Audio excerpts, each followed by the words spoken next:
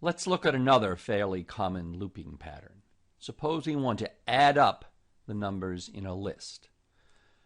This is going to be a common sort of operation that makes sense as a unified whole, so let's define it right from the beginning as a function. So we'll define SUMList as the name, and nums here, as I indicate in the comment, should be a collection that's got numbers in it. Well, if you've got a task that just doesn't immediately jump out at you, seems a little too general for you to deal with, a really important strategy is to start off by making it concrete. Think how you would solve it in a very concrete case, and then we'll try and generalize later. So here is a very concrete case. Suppose nums has the list 2638. So what would you do just if you were trying to calculate this by hand?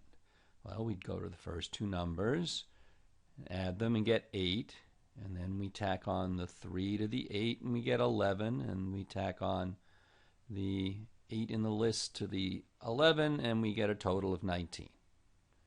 Now, there is clearly a sequence of steps here. And the important thing here is that since we can't assume the length of the list is 4, we need to do this in a loop. If it was a list that we knew was of length 4, we could write down the code very directly. But it's going to have to be more general, so it's going to have to involve a loop. So you have to see a pattern in which you can reuse the same statements. This isn't as obvious as in our basic for each loop. Here we are using each of the numbers in the list, of course, 2, then 6, 3, and 8. But it's not a consistent pattern because in the first line we're using both numbers. There's various ways of handling this. We could handle the first case specially here and go on with the rest. Or another way is to slightly modify the problem to make this consistent. Suppose we say that we start off with 0. Then we add the first number of the list to get 2. To the 2 we add the next element of the list 6 to get 8. To the 8 we add the next element of the list 3 to get 11.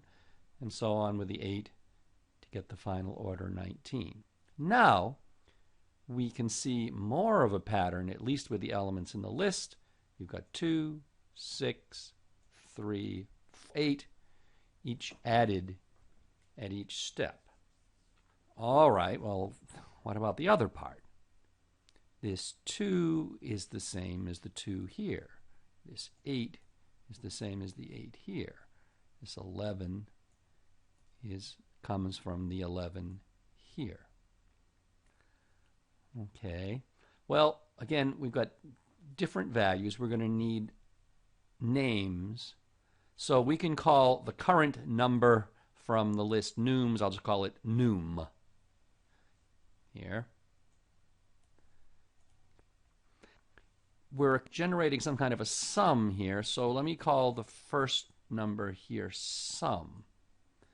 And in a particular line, we can say, well, you're adding sum to the next number, and then, well, what are you getting? You've got to assign it to something. Well, you might say, well, that's going to be the next sum. But the problem is that the next time through the loop, you always have to think of this, what was next sum before, you want to use in the place of sum the next time. So we do need to make a modification to use the same code. Here's one simple way to handle it. Well, the next time through what was next sum, like the 8 here, becomes just the sum the next time. So we can say so explicitly, the next time through sum will be what was next sum before. And so we fit the general pattern for a successive modification loop. We had to initialize the sum. It started off at 0. All right, we've got the loop heading, which introduces num and makes us loop through each time. Then we have the main work, which is adding on, accumulating something in our sum, assigning a result. And this next line sets us up for the next time through the loop, where we need the name sum rather than next sum to go here. In this case, and in a number of cases, you can combine several of these steps, like we have the step, the main work to be repeated, incrementing the sum, and preparing for the next line. Here we only used next sum once, and we can just replace the name by the value, and the much simpler version is right here, where we add num to the sum, and the new sum I call sum again, and then I'm immediately ready for the next time through the loop. So here is the whole function inside of the function definition.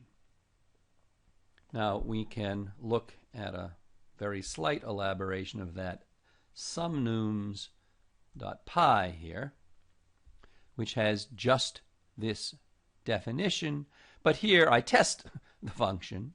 I have one executable line, not in the definition, that's going to print the result from summing. Here's a list 5, 2, 4, 7. So let's just run it and check that it works. And we get 18, and of course 5 and 2 is 7, and 4 is 11, and 7 is 18. So that's correct. Back in the tutorial again, we still have the code for the function here. Again, this is a pattern that we can use in other places. There'll be an exercise in just a moment. Let's look at this. What we did here was we initialized the thing we were accumulating, the sum here, and we went through all of the items that we were interested in accumulating in a loop for each item in the sequence. And then we're going to gradually generate this accumulation, so we get the new value of the accumulation is the result from combining the current item with the last value of the accumulation. This works in many other situations besides adding numbers. For instance, here is a variation to join a bunch of strings in a list into one long string, which you'll see is related to this section. We introduced the for loop syntax a while back and used it in very direct cases. Now things are getting more difficult. You have to really be thinking of how to put these pieces together to make things work. You'll notice that the join all exercise has an asterisk. That's going to be not quite so quick, probably, to think of. Do note that there are hints, but think for yourself first.